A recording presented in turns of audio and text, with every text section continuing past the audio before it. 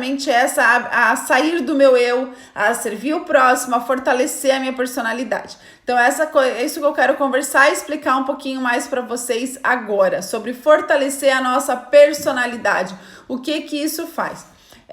Tem uma descrição do Luciano Subirá que me chama muita atenção, que ele fala assim, ó, a fé, ela não é suficiente. Não pela nossa salvação, mas para cumprir o propósito de Deus na nossa vida, a fé não é suficiente. Porque a fé sem obras é morta. Então você pode ter muita fé, mas se você não tem ação, a sua fé não corresponde ao que Deus espera da gente nesse mundo. Só que a nossa ação, ela passa por um viés emocional. Eu tô desanimada, eu cansei, eu me frustrei, eu vou largar esse projeto, isso não é para mim, eu achei que ia ser diferente. E isso são fraquezas, né? Até assim, não é nenhuma fraqueza, tá, gente? É uma questão que muita gente acha que a gente é muito mais importante do que a gente de fato é. Eu acho que eu vou fazer alguma coisa e todo mundo vai gostar. E não é, eu não sou tão importante assim.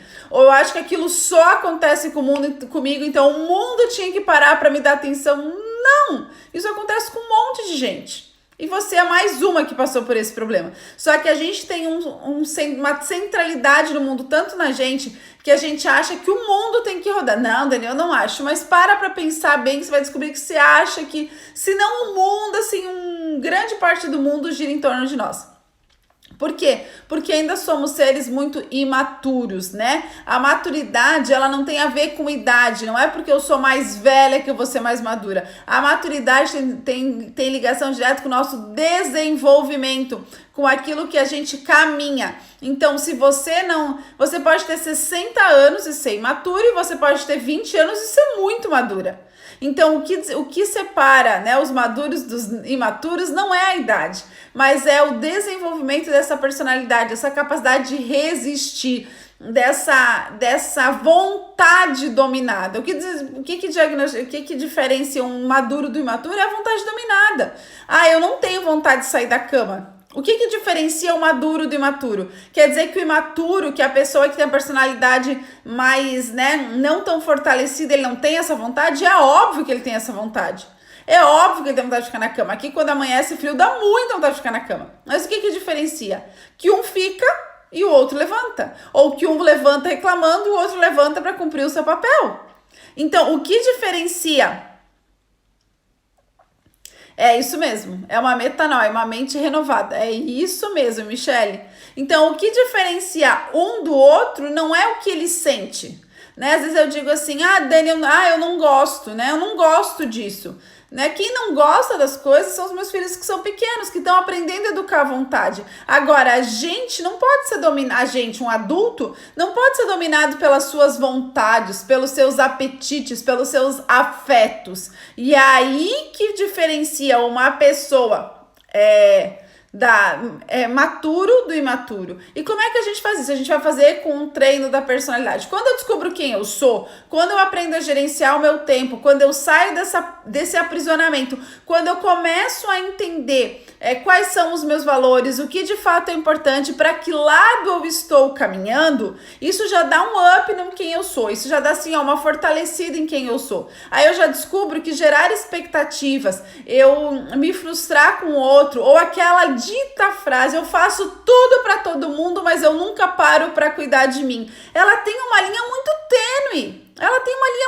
tênue. Né? Porque se você se fazer pelos outros tá pesando e ninguém cuida de você, será que não tem ligação direta porque você tá fazendo pelos outros esperando algo em troca? Porque toda vez que a gente faz algo querendo algum tipo de benefício, a gente não fez pelo outro, a gente fez por nós mesmos. Então, às vezes, você tá com uma agenda lotada, correndo para ajudar todo mundo e achando que você tá fazendo pelos outros. Não tá, você tá fazendo por você mesmo, porque aquilo te dá prazer, porque aquilo você tem uma expectativa que as pessoas vão te agradecer. Então a gente precisa ter essa consciência, essa maturidade para saber até onde eu vou e isso vai ser natural, ou até onde daqui para cá isso agride, daqui para cá isso fere, daqui para cá eu deixo de ser serva para ser uma cobradora de impostos, entende? Então essa maturidade a gente precisa desenvolver. É um caminho. Gente, falo isso tudo não porque tô trilhando o caminho e tenho descoberto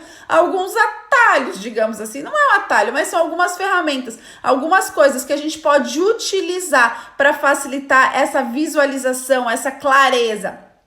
Então, para mim, saber elencar os meus valores é essencial, né? Que a gente vai ver na primeira semana. Depois, conseguir organizar o meu tempo para que o meu tempo me sirva para aquilo que faz sentido. Terceira semana, ver para onde eu estou indo, aí eu fortaleço a minha personalidade através do domínio da minha vontade, através de trabalhar as minhas motivações para que elas não sejam focadas no meu eu, no meu afeto, no meu egocentrismo, mas que elas sejam rendidas ao Pai, né? Ter uma emoção rendida ao Pai é a morte constante do nosso ego, né? Daquele que grita, que ele quer o espaço todo, que ele quer espaço, e a gente vai aprender a matar ele todos os dias. A gente vai dizer, não, isso não faz parte, mas isso é o fortalecimento constante. Ah, Dani, eu vou fazer exercício, eu vou ser forte? Não. Fortalecer a nossa personalidade, o fortalecimento da alma é uma academia. Se você parar, ela vai começar, ó. Por quê? Porque o nosso ego vai gritar. Você não tá fazendo, olha eu aqui, ninguém tá te dando bola, você tá fazendo e ninguém tá te dando bola. É o nosso ego que grita e a gente precisa saber botar ele no lugar dele através do fortalecimento da nossa personalidade. O que mata ou salva não é o medicamento. Vou dar um exemplo sobre isso que eu gosto muito, também é do Luciano Subirá, do livro dele Maturidade. Ele fala assim, ó, o remédio é bom ou é ruim? O remédio, ele é bom ou ele é ruim? Depende de quem manipula. Se é colocado na mão de uma criança, pode ser mortal. Se é colocado na mão de um adulto que sabe prescrever, de um médico, ele pode salvar uma vida. Então, o problema normalmente não está concentrado no que a gente faz, mas em como a gente faz. Então, em como a gente manipula, em como a gente lida com aquela situação. Então, muitas vezes a situação é a mesma, ela é a mesma, mas a forma com que a gente lida muda tudo. Hoje, que se você não conferiu, tá ainda lá a Sâmia, para quem é mãe, a Sâmia fez uma sequência de stories maravilhosa sobre como a gente, mãe, tem a facilidade de colocar, né, de viver o mundo da criança, porque demonstra nossa maturidade. A gente não consegue estabilizar porque a gente entra junto, porque a gente é imaturo, porque existe uma maturidade tão grande que a gente não consegue manipular o remédio, manipular o problema como uma pessoa madura. Por quê? Porque somos imaturos, porque temos a nossa personalidade dominada pelas suas próprias vontades e não controladas pelo Espírito e não rendidas aos pés da cruz, né? Então, a maturidade, ela é um processo, ela vai acontecer dia após dia, ela é um processo, ela vai evoluir na nossa vida, mas a gente tem uma parte nessa evolução, a gente tem uma parte ativa de transformar a nossa vida de uma forma madura. Mudança não é crescimento. Eu gostei muito dessa frase também, dessa expressão, mudança não é crescimento. A síntese da mudança, a mudança para ela gerar crescimento, ela tem que gerar continuidade. E sem continuidade não há crescimento. Então, não é porque eu mudei, vou fazer uma semana aqui de mentoria, eu vou mudar, vou crescer, vou amadurecer. Não, o amadurecimento vem pela continuidade da mudança. Então, não é sobre o que a gente faz. Mas isso eu já achei que eu tivesse vencido. Vocês já passaram por isso? Achei que isso já não me pertencia mais, quando a gente vê tá ali grudado em nós de novo. Por quê? Porque é uma continuidade, é um exercício. A academia da alma se assemelha muito à academia do corpo. Quando a gente para, a gente escorrega. É a mesma coisa. E alguns pontos que mostram que a gente tem uma personalidade mais malhada, mais forte, e uma personalidade mais fraca. Eu não digo um gênio forte, tá? Uma personalidade é uma firmeza, é uma clareza, é você como fortaleza. Então vamos lá. Quando a gente começa a transferir a culpa, né? A Sami ainda fala isso na série de stories dela, eu vou assistir agorinha. Ela fala isso, né? Vamos supor, uma criança, ela vem e tropeça na cadeira. Aí a vovó diz assim, ai, cadeira chata, onde já se viu? Gente, a cadeira tava ali, a culpa do tropeço não é da cadeira. A culpa é da cabeça da criança. E a gente tem que ensinar que ele precisa ter atenção quando ele corre, porque tem cadeiras no meio da cozinha.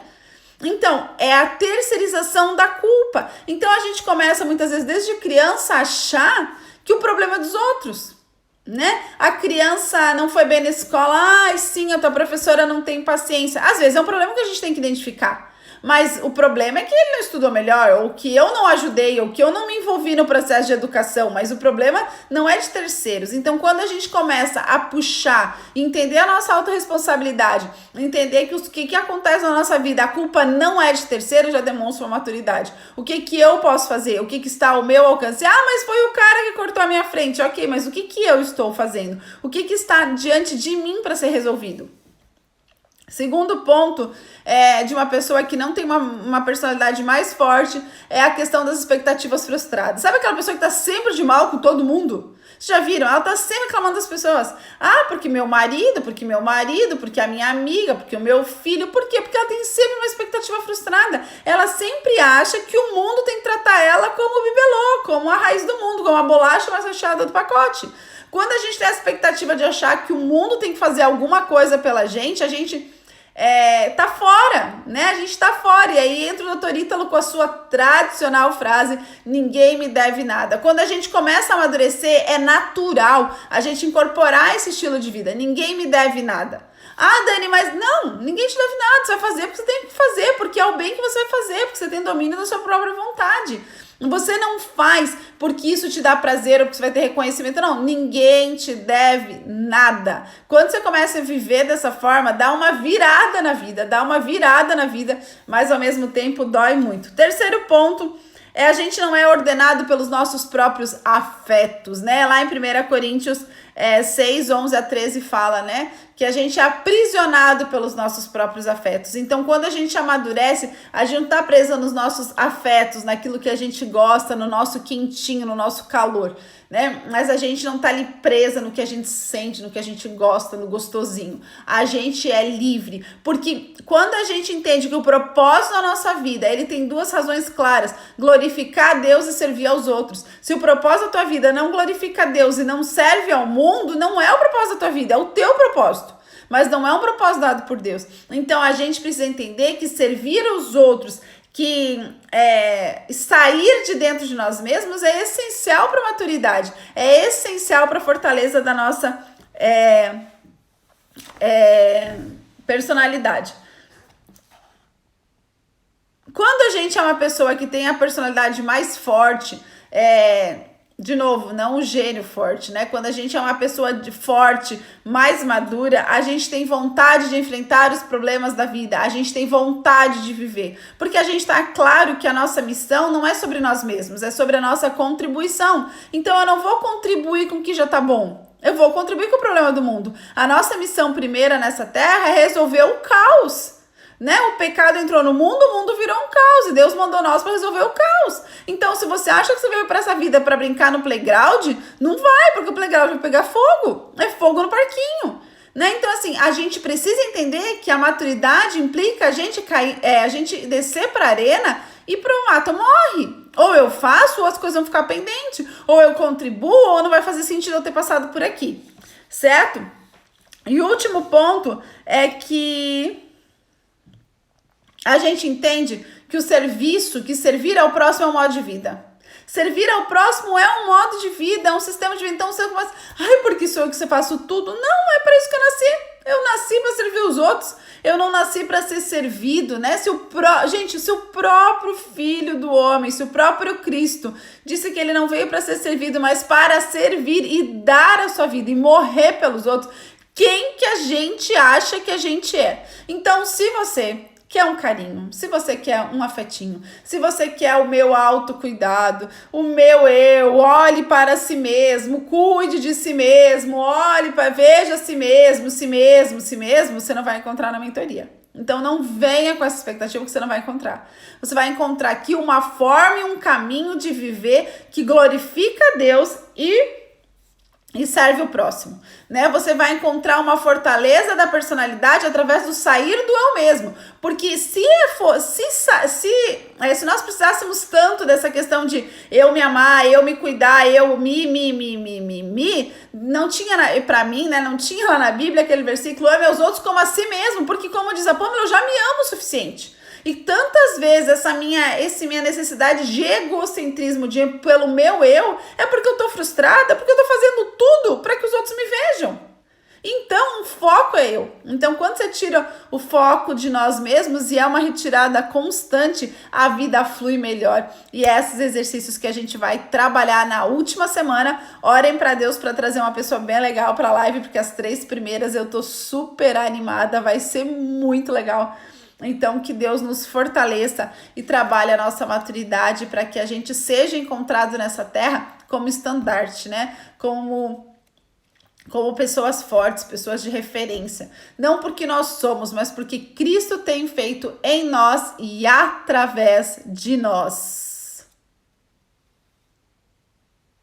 Exatamente, Michele. Certo, meus amores? Contribuiu? Tem dúvida? O carrinho da mentoria fica aberto até amanhã. Ainda dá tempo de você aproveitar os R$29. Dá tempo. E aproveita que eu não vou fazer esse preço de novo. Gente, não vai ter por R$29 de novo, né? Não tem como. Mas essa é a primeira turma, tem um retorno. E, gente, e assim, ó, vou ser bem sincera.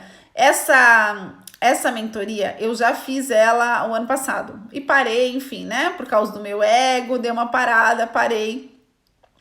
E eu avisei as pessoas. Eu recebi tanto aluno das outras 2 turmas de mentoria. Eu falei, mas gente, é muito parecido. É para vocês. A gente não, mas a gente quer fazer de novo. A gente quer o upgrade, a gente vai fazer de novo. Então, se eu fosse você, por R$29, não ficava fora dessa, porque vai valer a pena, vai ser muito legal, vai ser muito especial, vai ter muita coisa boa. E eu espero que Deus nos surpreenda também com mais coisas, com coisas melhores ainda. E acima de qualquer coisa, que Deus nos surpreenda com transformação da nossa alma, do nosso espírito, do nosso entendimento. Certo, meus amores? Se vocês tiverem dúvida, você daqui, vou abrir uma caixinha, pergunta de mentoria, pergunta de maturidade, pergunta de tempo, pergunta tudo lá, que eu vou responder, vou abrir uma caixinha lá. Certo? Que Deus te abençoe e te dê uma noite bem gostosa. Vou jantar com meu marido agora e aproveitar um pouquinho, e que Deus te abençoe e faça florescer na sua vida. Beijo no coração. Tchau, tchau.